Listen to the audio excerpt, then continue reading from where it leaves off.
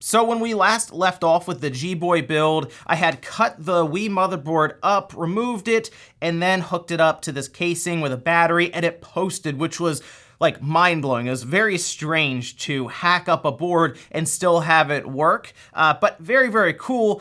I still had a lot of work to do though. There was a lot of wiring that had to take place with the controls, the audio, which is a whole thing on its own, and then of course switch over from composite to VGA. Once again, several more small cables had to be brought in for that, but I'm happy to say I am now to the point where it can play GameCube games. Right now, it's pretty much ready to go as a portable GameCube. I will get it to the finish line and make it fully functional as a Wii as well. But when I do that, I'm gonna also do all of the cable management and everything, and I don't really feel like opening it back up. I'm to the point where it's still not screwed together, but I can still open it up, show you guys kind of the insides of it and what I did, and then we can also play some GameCube games. In fact, let's do that first. Let's go ahead and fire this up and take a look at a few GameCube games being played portably on the G-Boy. Now we do have the power button at the top. The fan kicks on. I do have the Wii motherboard screwed in, and it is using that copper shim with the heatsink and the fan. So it is fully actively cooled, which is great. We're gonna go over here to Nintendo Don't, and I still have some work to do on these controls as it's all screwed together. I've noticed that there are some issues there, which we'll get into with some of the drawbacks for this kit. So we'll go into USB.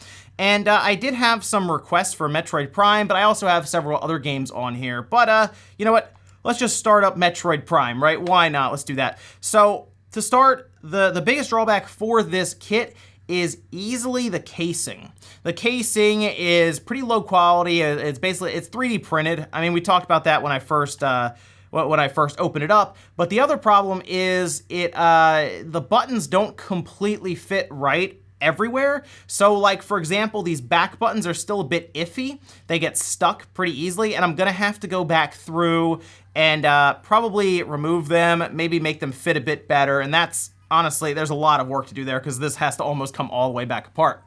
I mean, check that out, come on. How awesome is that? This is, like I said, changed over to VGA, so text looks a lot cleaner, the image is much brighter, colors look way better. You can hear that audio, by the way. Sounds good. 2 speakers, front facing right down here. Now, we also have a hotkey, which is Z, Y, and then I can press up and down on the D-pad. And that will make it either the volume lower or higher. Let's just turn it all the way up. I mean, that is loud. Wait, let me go through here. Wow, yeah, so the speakers don't have an issue when it comes to projecting sound. Hold on, the theme song for this is awesome, obviously, but I'm gonna turn it down. Now let's go into the game itself. We'll start out. There's a whole cutscene that has to play out, obviously, but yes, the biggest issue I've run into is the casing itself, and that also comes down to the screw posts inside. So when we go to screw things in, whether it's the motherboard or any other pieces that have to be fastened, it is kind of a fight. We're using flat tip screws, and you're basically trying to drill into these posts with them, and it becomes kind of a headache and can be kind of frustrating when you're trying to line everything up. The controls themselves fit pretty well. I mean, if you're playing GameCube games, the C-stick isn't used as much as games now where we have to use both sticks pretty much consistently. Of course, the GameCube would still use that C-stick, but it wasn't used as much as the left stick in combination with all the buttons on the front. So this is fairly comfortable. They also angled the back buttons out so they're easier to press. There are some other handhelds out there that have the buttons flush and you have to kind of find them. I like them being angled a bit. I think that works better. We are using DS Lite buttons for A, B, X, Y, and then the D-pad itself, so you probably know how those feel, at least. I think they're good enough. They have rubber membranes under them, and so they feel a little spongy because of it. I mean, come on, how awesome is this, right? I've been waiting for Metroid Prime Trilogy this whole time for the Switch so we can play it portably, and look, I had to take matters into my own hands and beat Nintendo to it. Now, this will also play Wii games when it's all done, like I said, so, I mean, we could technically play Metroid Prime 3 on here as well, right? We can play all of them, like, straight up. So there you go. Again, very, very strange to see this portably, and just the idea of having all of my GameCube games that I have, I just load them up through ISOs, like right here in the palm of my hands, is really, really cool. Now, I was mentioning that R kind of sticks a bit, and you can see it there. I can press it, it's kind of holding itself down. So I am gonna have to go back through and fit that again, maybe a bit better. As things started to get screwed down and in place, I noticed that some of the buttons got a little sticky, but the biggest culprit seemed to be those back buttons back there, those shoulder buttons. They do sit on tactile buttons, so you have to give them a little bit of a press, which means that we won't have access to the analog shoulder buttons that are on the GameCube. So I assume games like Sunshine, for example, may suffer a bit because of that. Now this is Nintendo, so to quit out, it should be R, Z, B, and I think down. So that should get us back to the main menu. And from there, we can pick some other games. So I fired up Tony Hawk Pro Skater 3 on here, and it is a game, from what I remember, that does not support progressive scan, but Nintendo will force progressive scan on a game like this, which is great news because Tony Hawk Pro Skater 3 is an extremely fluid game. So the fact that it doesn't is kind of annoying, but it works well on here. The only thing that's kind of, it takes some getting used to are the controls, because I'm obviously used to a GameCube layout if I'm playing this game on a GameCube.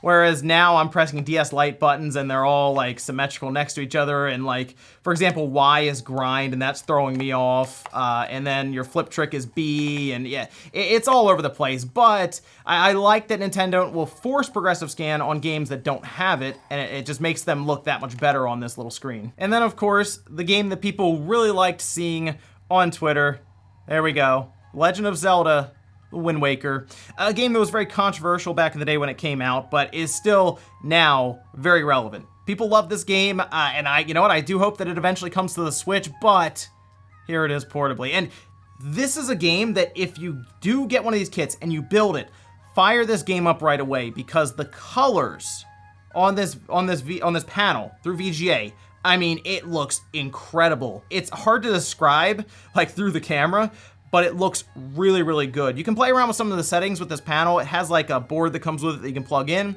And I kind of sat here on the screen and just played around with the different color settings until I thought I had it just right. But yes, Wind Waker on the go is amazing. All right, so now we had a little bit of fun, checked out some of the GameCube games running on this. Let's open it up real quick and I'll kind of talk you through some of the stuff I had to do. So it opens up from the left to right. All of the wires are running on the right side, and there's gonna be a lot of cable management I'm still going to have to do, especially when I go to close it up for the final time. There's also going to be more things that are gonna be on this side here.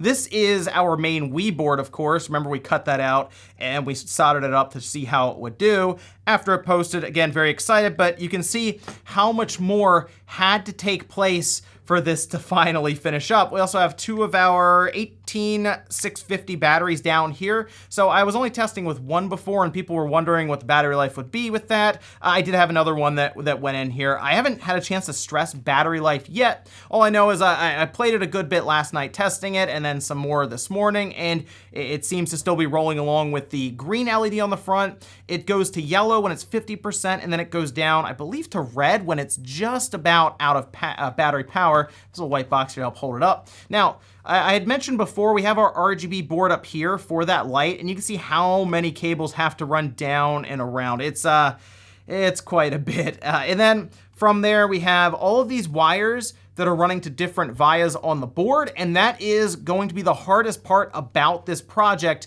if you decide to do it. Yes, all of these vias have to be soldered with magnet wire, and then they have to run to different points on this board.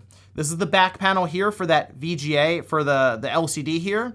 And in order to get VGA, we had to tap into the chip itself, which it's a little easier to tap into vias that are neighboring that chip. So that's what we did. We ran a ground, and then we ran different points, so like blue, green, red, ran them off of there, and then straight to our video in here that would normally be plugged in for our panel here. We just tapped in with some magnet wire, and then we also ran the H-Sync and V-Sync for horizontal and vertical to this as well. And after that's all done, it fires up. I did also have to load up a patch because BB Loader wasn't quite like understanding the VGA signals being sent to it. I just had to run installer again through Composite, and then it kicked over. In order for our controls to work on the front here, we have several cables that run down and around under this board to, we have a control board under here that's not part of the Wii. It does eventually wire into the Wii, but it's actually underneath of here. Then we also have power running down from our VGA panel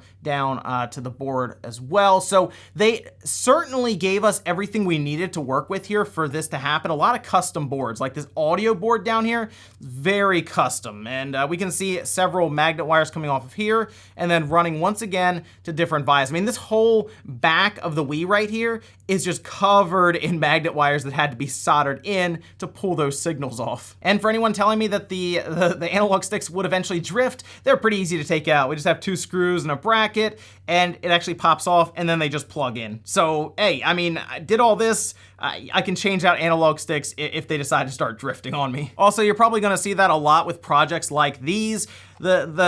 The Switch analog sticks are very easy to get, and they're low profile, and they're plugins, so you'll probably see a lot of people use them just because they're easy to access and actually work with. As for cooling, on the other side of this is that copper shim as well as a fan. The fan is kind of loud. You probably heard it while we were playing GameCube games, and it seems to just have one setting. So you power it on, and it just spins. Like, that's it. So it doesn't seem to ramp down or up or anything like that. And the fan itself isn't like a bad fan. Like, it's not like a low quality fan. I do wonder if there are other fans that we could substitute in if we want to spend some more money. I don't know if like Noctua makes a fan or something. I guess we could look into that. Then I had to use thermal compound. I tried using different size thermal pads, like a 1mm or 3mm. None of that. It was just too thick. It's very, very close here. So some MX4 on top of those Wii heat spreaders, and it literally just laid down 4 screws, and the Wii board is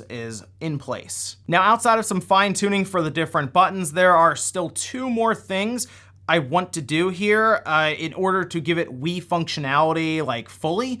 One, we have to add Bluetooth, and adding Bluetooth looks like it's gonna be kind of a pain, not too much though compared to all these magnet wires that had to be run.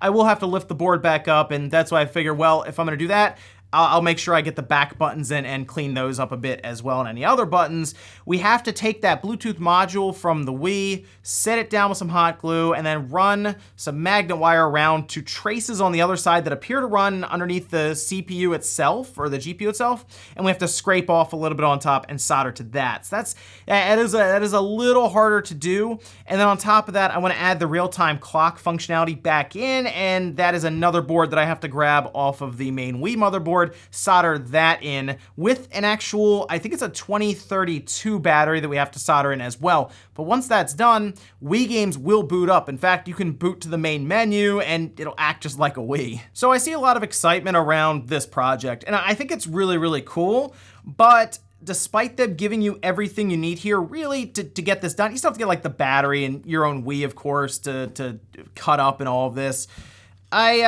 I still think for most people, this is not going to be a lot of fun, mostly because there are gonna be points that I can see people getting stuck on, getting frustrated with, and then just kind of putting this aside, maybe not even coming back to it. You want to take a look at the tutorial before you even order this thing, or even think about it, because there are some pretty advanced soldering steps that have to happen in order to get to even this point where it is a functional GameCube. But when you do, it is pretty awesome. Like I said, I almost thought about not even going all the way to the Wii because I really just wanted it to play GameCube games, but I'm this far, I might as well. And one of the best parts, I said I don't feel like taking this back apart if I get it all done and wire managed. You don't have to when you want to add games. It has USB-C on the top, and you just plug it into your computer. It'll access the internal memory card you put in there. So pick a fairly large one. I put a 256 gigabyte card in here. It'll just access it through USB Type-C. They thought of quite a bit there so that when you're done and it's together, you won't have to really take it back apart unless you want to. But that's an update so far on the G-Boy itself. It is a portable GameCube officially now. Just gotta do some more work. I will get it completely done, and then I'll give my final thoughts on the entire process, including the part where we add Wii functionality to it. I will take some pictures of it, but the next time you see this, it'll be screwed together and it's not coming back apart. I'll just be playing GameCube games and some Wii games on it as well. But let me know what you guys think about about the G-Boy so far and what we have. I think it's an awesome project. I don't think it's for everyone though. Thanks guys for watching. Make sure you like the video on the way out if you enjoyed it, dislike it if not, and I'll see you next time.